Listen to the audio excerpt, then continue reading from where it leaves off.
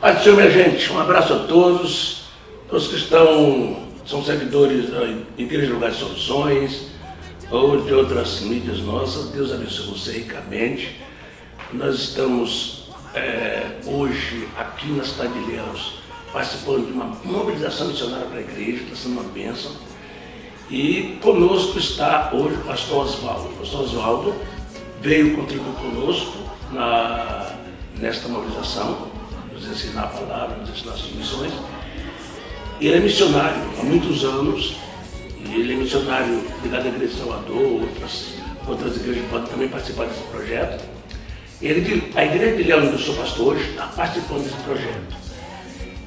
E ele está conosco. Eu gostaria de hoje fazer uma entrevista com ele, algumas perguntas, e você vai aprender muito de missões com o pastor Oswaldo. Claro que nosso tempo é pouco, mas ele é muito objetivo e vai nos trazer. Então o pastor Oswaldo está em Guiné-Bissau, onde o povo Felupe, a tribo. Ele tem um trabalho lindo lá e ele vai compartilhar algumas dessas coisas conosco. Primeira coisa, pastor Oswaldo, que eu quero que você faça uma síntese dos seus muitos anos, muitas experiências e missões. Então, pastor Israel, é um prazer estar aqui e poder participar desse momento onde a gente pode também passar essa palavra para muitos dos nossos irmãos, que estão agora nos assistindo, e fazê-los entender qual é o nosso propósito e o nosso compromisso na obra missionária. Bom, para fazer uma síntese, é muito difícil por conta do grande tempo que nós estamos envolvidos em missões. Mas eu saí daqui de Ilhéus em 1991, já com um chamado específico de Deus na minha vida, já para me preparar. Fui para o Betel Brasileiro, onde fiz teologia com especialização em missiologia, e lá eu entendi que Deus tinha um chamado para o Japão, que era um dos momentos mais cruciais dos países da janela 1040. Então eu senti uma grande mobilização de Deus para ir para o Japão. Mas antes o Senhor me levou para a Inglaterra para concluir os meus estudos. Lá eu consegui fazer antropologia, fiz linguística e fiz também comunicação transcultural, além do curso de inglês, por conta da necessidade de que o missionário transcultural seja bem preparado para fazer a obra do Senhor com excelência. Então fui para o Japão depois, lá chegamos no estado de Nagoya, nos estabelecemos em Suzuka, mas abrimos muitos pontos de pregação ali no Japão.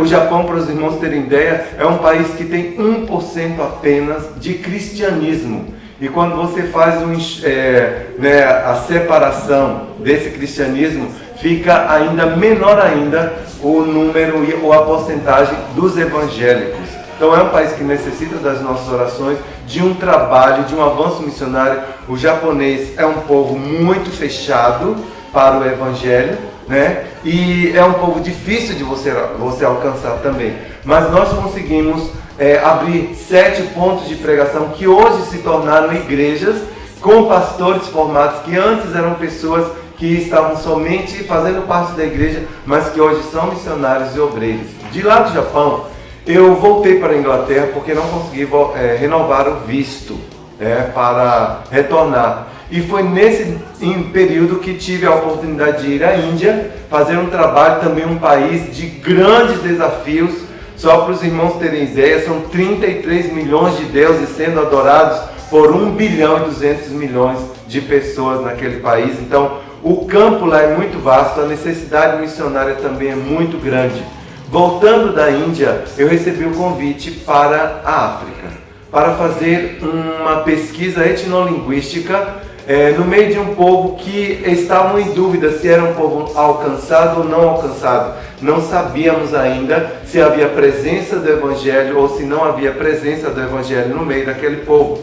Então o que nós fizemos? A missão me convidou, eu aceitei o convite e fui para a Guiné-Bissau, lá na savana da Guiné-Bissau, para saber mais do povo. Era um povo considerado Jola, que compreende 3 países: Gâmbia, Senegal e Guiné-Bissau. Em Gâmbia e Senegal, o povo Jola já foi islamizado, mas ainda precisa ser evangelizado, que é uma tarefa bem mais difícil.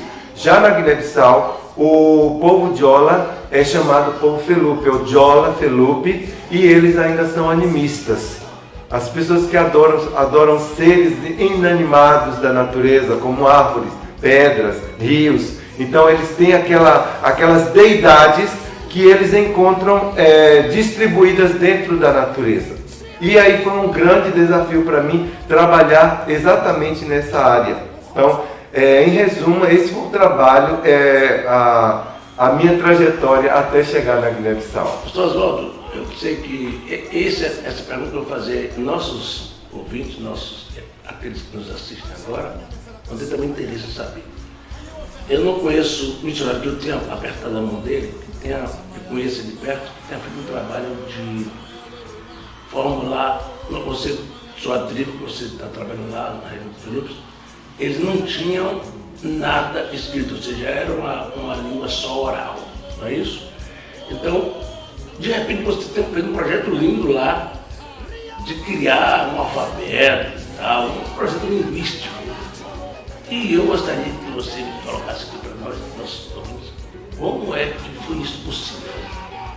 Então, quando nós começamos a alcançar o povo Felupe para Jesus, nós vimos que o povo era um povo vasto, um povo grande. Ele está na savana da Guiné-Bissau, ao norte da Guiné-Bissau, e é um povo que era considerado pelo próprio povo da Guiné-Bissau como um povo bruto, um povo distanciado, até mesmo por causa da fama do canibalismo, né? Então nós fomos trabalhar no meio desse povo, e quando nós começamos a proclamar o Evangelho, nós vimos que não bastava simplesmente dar a eles o Evangelho, mas nós tínhamos que dar também a palavra de Deus, a Bíblia, porque o crente, quando se converte, ele precisa da palavra de Deus para se alimentar. E por conta das grandes dificuldades linguísticas na Guiné-Bissau, lá temos 33 etnias, e nem todo mundo fala português, nem todo mundo fala o crioulo, e como também o número do povo Felupe é um número grande, nós começamos a trabalhar na questão de dar a palavra de Deus. Mas aí encontramos um impasse, a língua era ágrafa. Não havia nada escrito, nenhum alfabeto, nenhuma letra, tudo passado de pai para filhos, entende? Oralmente. Então nós começamos a fazer um trabalho com as nossas ferramentas de linguística, nós começamos a ouvir a língua e a separar os sons da língua para começar um alfabeto.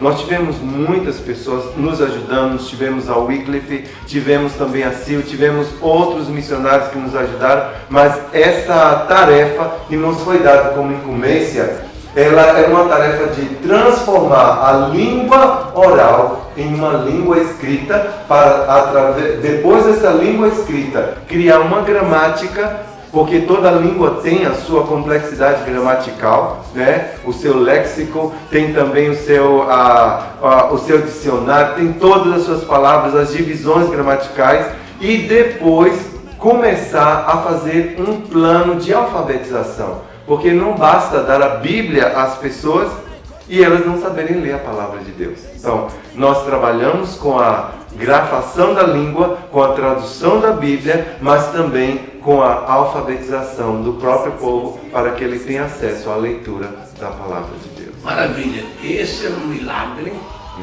feito com Deus e com a sabedoria e o conhecimento do missionário, do servo de Deus. Isso é muito, muito lindo. Mas agora, prosseguindo nesse tema aqui, eu quero saber o que já traduzimos lá de Bíblia para o povo. Como está, você já vem desde pegou a gente criança, que já é pastor hoje, né? Então é muito bom saber, a partir daí, como a cultura desse povo mudou, as mudanças culturais que teve no povo Felupe. Quando eu cheguei no meio do povo Felupe, o meu primeiro grupo de pessoas que foram se convertendo foram as crianças, que hoje, 20 anos depois, né, 19 anos para 20 anos depois, já são adultos, eram adolescentes, estão já pastores formados, como você disse, mas a cultura mudou muito em si. Principalmente porque a palavra de Deus diz que o Evangelho é poder de Deus para a salvação e também para a transformação de todo aquele que crê. E eu sempre me preocupei com essa questão do Evangelho integral, Jesus pregou um evangelho integral. Jesus deu a Pedro o dinheiro que você vai pescar e paga o tributo para mim e para você. Jesus deu de comer ao povo. Quando os discípulos dizem, Jesus despede esse povo, Jesus disse, não, dê vocês mesmos de comer. Então, Jesus se preocupava com o homem no ser integral, espírito, alma e corpo. Então, nós começamos a pensar também, como é que o Evangelho pode transformar, né, esse povo e como que o missionário pode levar essa transformação. E nós começamos a pedir a Deus um plano, um projeto que levasse sustentabilidade para um país que é considerado um dos primeiros países mais pobres do mundo.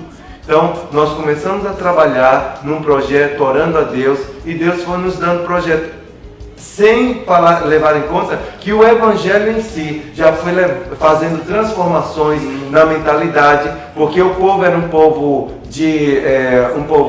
de lavoura, um povo de plantação e de pesca, e de repente a mentalidade foi mudando, no sentido de que agora eu quero estudar, agora eu quero aprender, e a gente foi vendo que isso foi mudando a mentalidade de crianças, jovens e adolescentes, que hoje nós temos jovens no meio do povo Felupe formados em faculdades, tanto aqui do Brasil, como em faculdades do país da Guiné-Bissau ou da Europa. Então, esse é um grande marco, né, da mudança que o Evangelho traz no meio de um povo que nunca tinha ouvido falar do Evangelho. Meu amigo, nessas palestras que nós temos aqui, você falou, trouxe algumas experiências, você falou sobre o fator Melquisedeque, duas coisas importantes.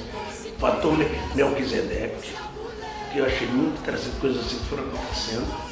E dentro disso ele traz algumas experiências que você trouxe para nós também, quando você chegou lá, que teve que aprender a cultura de uma forma bastante radical, quando teve que comer mandioca ou aipim cru. Então são coisas assim, cabeça de macaco, essas coisas assim. Conta para nós. Então, eu vou deixar para contar um pouquinho das experiências depois, mas eu vou falar exatamente como foi que Deus me levou a alcançar o povo Felupe. Um povo que não sabia nada de Jesus, que não tinha presença da igreja evangélica no meio deles. E eu comecei a trabalhar, no primeiro ano eu não falei quase nada para o povo Felupe. Deus falou assim, aprenda com o povo. E à medida que eu fui aprendendo, eu fui descobrindo que haviam fatores que eu já tinha estudado, tanto no seminário como de livros.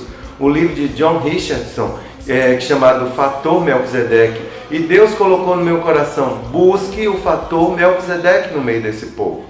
E aí eu fui começando a pesquisar, né? A primeira palavra foi a maneira como o povo Felupe se saúda.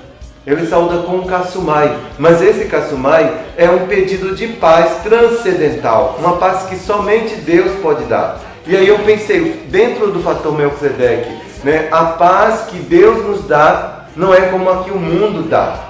Jesus é o príncipe da paz. E aí eu fui tomando nota dessas coisas também. Depois eu falei assim, mas vocês querem uma paz transcendental? Quem vai dar essa paz para vocês? E eles disseram para mim, só existe um que pode dar, que é Emitai. E aí eu descobri que o povo Felupe, embora eles adorem, sirvam muitos espíritos, mas eles acreditam no único Deus verdadeiro, que eles chamam de Emitai ou Atemite. E eu falei, quantos deles existem? Ele falou, um único. E aí eu peguei a palavra que diz assim, antes de mim nenhum Deus se formou, e depois de mim nenhum Deus haverá. Amém. E esse Deus que pode dar a paz. E eu falei, por que vocês crendo nele não têm a paz? E eles disseram, porque nós somos. E aí me deram a terceira palavra do fator Melquisedeque, Ediamatai. Ou seja, nós somos pecadores.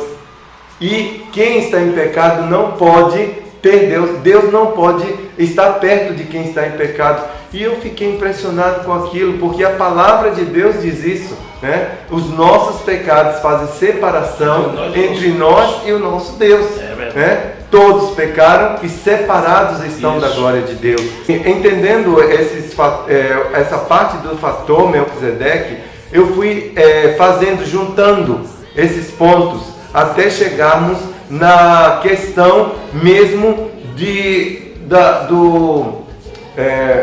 do que eles apresentaram o Baquinabo como mediadores, os espíritos que eles adoravam. E aí eu via que o povo, eles estavam em busca da paz, eles criam que somente um Deus podia trazer essa paz, né? que eles eram pecadores e que eles precisavam de mediação. Então eu tinha os 4 pontos do fator Melquisedeque, e aí Deus falou: agora apresente que só existe um único mediador entre eu e eles, que é Jesus Cristo. E aí, ao apresentar o Evangelho, o povo Felupe começou a receber Jesus como Salvador. Glória a Deus, glória a Deus. Amém? Outro fator que eu gostaria de saber é o seguinte: eu acho que o nosso pastor não precisa saber. A sustentabilidade que você colocou aqui é uma coisa muito interessante, um povo muito restrito em termos econômicos, financeiros. Como é que você pensou na questão? O que significa essa sustentabilidade? Que tipo de produção é essa? O povo da Guiné-Bissau em geral é considerado o 8º país mais pobre do mundo. Então, com baixíssimo índice de desenvolvimento.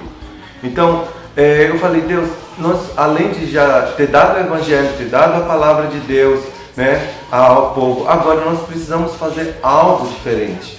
Então, eu comecei a pedir a Deus um plano de sustentabilidade.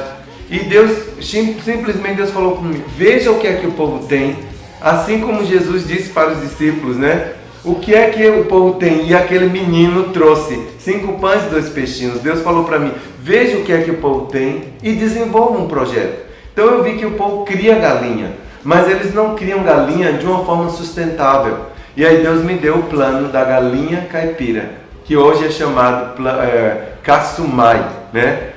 Nós chamamos o Projeto Caçumai, que é um projeto de sustentabilidade que começou com a criação de galinha em pequenas escalas e de repente foi crescendo, e esse projeto começou a alimentar famílias, primeiro as famílias pastorais, né, porque nem todos os pastores recebem um salário, né, um salário bom para poder sustentar e alimentar a sua família. Então nós começamos a trabalhar nesse projeto de sustentabilidade, criando galinhas. Então eu passei um tempo aqui no Brasil aprendendo todo o manejo, né, de como criar galinha. Fui em várias granjas aqui no interior da Bahia, aprendendo para poder levar esse conhecimento para eles. Então, onde eu chego, por exemplo, eu chego numa aldeia, encontro uma família pastoral, uma família, primeiro o quê? Porque a gente tem que cuidar dos domésticos da fé, né? Diz a palavra de Deus. Então, aquela família, eu já disse assim: olha, nós temos um projeto de sustentabilidade, nós damos para eles todos os primeiros recursos, entende? De como comprar os pintos, de como fazer o manejo, de como preparar a granja pequenininha, o aviário pequenininho e a ração para que eles criem. E aí, da venda daqueles animais, depois que eles já estão adultos para a venda ou para o abate, nós tiramos o dinheiro para continuar o trabalho e o que sobra é o lucro que aquela família fica. E ainda daquele lucro nós temos feito muitos avanços evangelísticos e hoje nós estamos já com 7 famílias trabalhando dentro desse projeto. Que maravilha! Quer dizer, nós estamos tendo aqui uma aula de missões em todas as áreas da missão. Você tem uma aula em todas as áreas. Você pensar como chegou o povo, a forma que abordou, a sustentabilidade, as experiências, tudo maravilhoso. Agora é hora de contar umas experiências para nós. Eu tenho muitas experiências fantásticas. Interessante que uma pessoa chegou para mim e falou assim: Nino, mas você conta aquela experiência fazendo a gente sorrir. Eu falei assim: porque já passou. Já passou. Eu falei: eu não posso pegar o microfone e contar essas experiências chorando, né? Porque eu já sofri chorando, agora eu estou contando sorrindo, porque eu já ganhei aquela experiência. Então, eu acho que a experiência é válida quando você cresce com essa experiência. Então, indo no Povo Felupe, a primeira coisa que realmente me chocou foi quando eu saí, né, com o guia, e aí chegando, o nome dele era Bonua, e nós íamos entrar nas aldeias do Povo Felupe. Eu nunca tinha entrado, era a primeira vez. E aí a gente andou bastante, e eu perguntava: Bonua, estamos chegando? Ele dizia assim: não, já estamos chegando. E a gente chegamos a andar 22 quilômetros, andando. Porque a gente entrava numa aldeia, saía em outra. Depois dos 22 quilômetros andando, nós ainda remamos mais 3 horas de tempo e chegamos em uma aldeia, e quando chegamos na aldeia eu senti aquele cheiro muito forte, aquele cheiro de alguma coisa queimando, mas também um cheiro desagradável. E aí eu perguntei, Bonoá, o que significa esse cheiro? O que é que esse pessoal está queimando? E ele disse assim, é o nosso almoço. E ele me levou, e quando eu vi, era um macaco sendo muqueado, né? Muqueado, queimando o pelo do macaco, e eu já comecei a sentir alguma coisa no meu coração. Falei assim, o cheiro daqui dá muito forte. Andamos, fomos visitar as pessoas dentro daquela aldeia, e na hora do almoço foi servido. E a coisa também que me chocou é que no meio do povo Felupe, eles servem a comida numa bacia, no chão. Né? Eles colocam aquela comida numa bacia, no chão, que eles chamam de tigela, né? E ali todo mundo lava a sua mão, numa mesma água também, e aí vai enfiando a sua mão e comendo. E você tem aquela fatia imaginária, você não pode ir para o lado do outro, você só come do seu lado, aquela fatia como se fosse um bolo. E aí de repente quando eu vi, estava lá os pedaços, né, de carne de macaco, estava também os dedos lá e tudo mais, aquela mão do macaco. E eu pedi a Deus graça, o cheiro era realmente insuportável.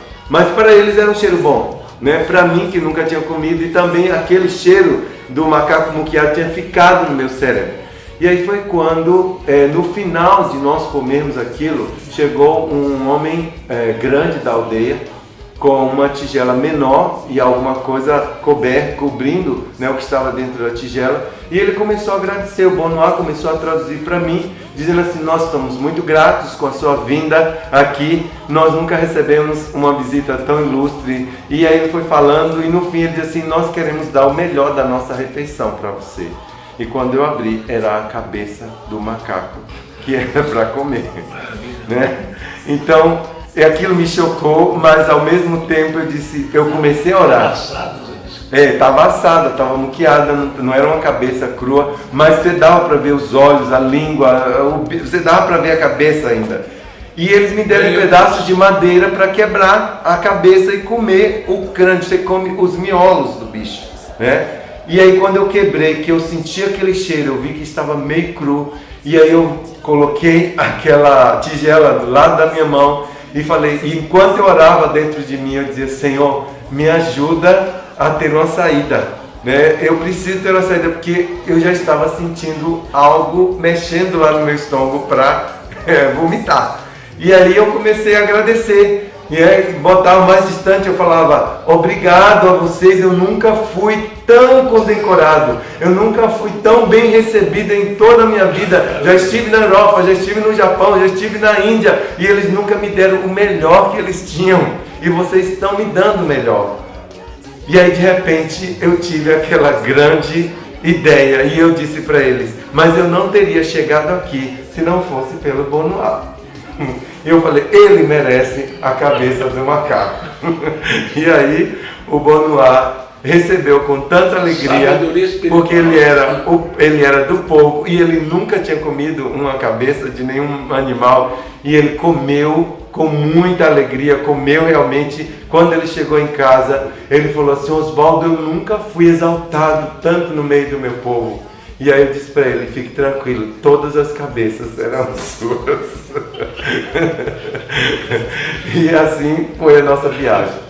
Mas também no campo, irmão, nós temos retaliações, né? Nós temos esses momentos, por exemplo, quando eu cheguei no campo a primeira vez, eu perdi toda a minha bagagem. E eu fiquei sem nada no meio do povo. O povo não tinha nada. Lá na Guiné-Bissau, principalmente no meio do povo Felupe, você dá, aqui nós temos tudo que você aperta com um botão. Até a época da manivela mudou. Nós temos um botão, você gira um botão e você tem tudo. Você tem a sua comida no fogão, você tem a roupa lavada, você tem água na torneira, você tem tudo, você tem um ambiente, né, que é todo climatizado. Mas lá você tem um clima muito quente, a água você tem que tirar do poço, não é isso? A comida você tem que cozinhar na lenha, tem que buscar lenha no mato, colocar nas pedrinhas, e você tem que tomar banho de caneca, então lavar sua roupa na mão mesmo. E foi uma situação bastante difícil para mim. Mas o que mais né, me chamou a atenção foi a experiência que Deus me fez ter diante disso tudo. E vendo a dificuldade, o que você faria? Você diz assim, bom, eu preciso levar as coisas que eu preciso, né? E aí eu fui, peguei as minhas economias, comprei um fogãozinho pequeno, comprei uma botija, comprei também um lugar para dormir, uma espuma, e fui comprando essas coisinhas, comprei sardinhas enlatadas, comidas enlatadas, porque eu ia ficar lá 3 meses no meio do povo. E aí me preparei, 7 caixas eu tinha, né, grandes, e aí a gente pegava um transporte chamado candonga. Quem não sabe o que é a candonga, você pode ter uma ideia de um pau de arara, mas o pau de arara ainda é um ônibus leito, se você tivesse lá, né, um pau de arara, que onde cabia, no meu ver, 20 pessoas, tinha lá 50 pessoas sentando dentro, e ainda mais animais em cima, galinhas, tinha porcos, tinha cabra, tudo em cima do carro, e nós estávamos muito apertados dentro daquele carro. E eu me lembro que durante aquela viagem, saindo de Bissau, que é a capital, para ir para a savana, eu orava, dizia assim, Deus, faz com que saiam algumas pessoas para afogar mais aqui. E de repente descia uma pessoa e subia mais 3, mais 4, mais 5, e eu disse, Senhor, não ouve mais a minha oração. Falei, muda, Senhor, e deixa como está. Enfim, chegamos até um destino que dali pegaríamos outro transporte. E no fim, chegamos na aldeia, era 9 horas da noite, estava tudo muito escuro, num tempo de lua nova. Então, eu pedi, tinha uma lanterna na mão, eu pedi ao rapaz que era ajudante para tirar minha bagagem e colocar na casa. E foi quando, para minha surpresa, o rapaz disse assim, não tem bagagem nenhuma. Eu corri no carro, eu olhei, eu busquei a minha bagagem, falei as minhas 7 caixas com meus mantimentos, com meus materiais. Aí o rapaz disse assim, eu não sei, alguém deve ter pedido lá em outra aldeia. E foi quando eu tive a minha primeira experiência chocante e negativa. Entrei naquela casa onde eu já tinha alugado para morar, estava com esse material, e ali eu sentei e comecei a orar. E eu comecei a dizer, Senhor, o que é que está acontecendo? Irmãos, a primeira coisa que a gente pensa é que o diabo está fazendo isso, né? Mas, adormecido pelo cansaço, eu peguei no sono e acabei, no dia seguinte eu fui falar com Deus e perguntar a Deus o que foi, por que Ele permitiu que aquilo acontecesse. Senhor, por que eu deixei a minha terra, a minha parentela, a casa dos meus pais, deixei o meu conforto, deixei tudo para servir a Ti? E por que o Senhor permitiu que isso acontecesse comigo? Por que o Senhor permitiu que o diabo roubasse os meus mantimentos? E aí quando eu terminei, Deus falou muito fortemente ao meu coração. Abra sua Bíblia em Filipenses capítulo 2. E aí quando eu comecei a ler o texto, que dizia o seguinte, que haja em vós o mesmo sentimento que havia em Cristo Jesus, que sendo Deus, não teve por usurpação ser igual a Deus, mas humilhou-se até a forma de servo, e como servo e como homem morreu a pior das mortes, a morte de cruz. E Deus falou assim, eu te trouxe para o meio desse povo, para que você viva como esse povo, para que você ande, para que você aprenda, para que você no final manifeste a minha glória no meio desse povo. Eu não permiti que você trouxesse bagagens contigo, e foi eu que permiti que alguém levasse a sua bagagem. Irmãos, essa foi a maior experiência de aculturação e de missões para mim, dada pelo próprio Deus dentro da sua palavra. E aí eu comecei a viver no meio do povo Felupe como o povo Felupe vivia. E no final, o povo foi ganho para Jesus, porque em tempo hábil, aquele povo já estava me chamando de Felupe como eles. Você é um Felupe como nós, você anda como nós, você come como nós. Maravilha, maravilha. Você vive como nós, mesmo você tendo todo o seu conforto lá no seu povo. Mas você agora, Oswaldo, é um de nós. E aí eu tive portas abertas, porque a porta que Deus abre, ninguém fecha. E a porta que Deus abriu foi para que o Evangelho entrasse no meio daquele povo através da minha presença. Aleluia. Amém.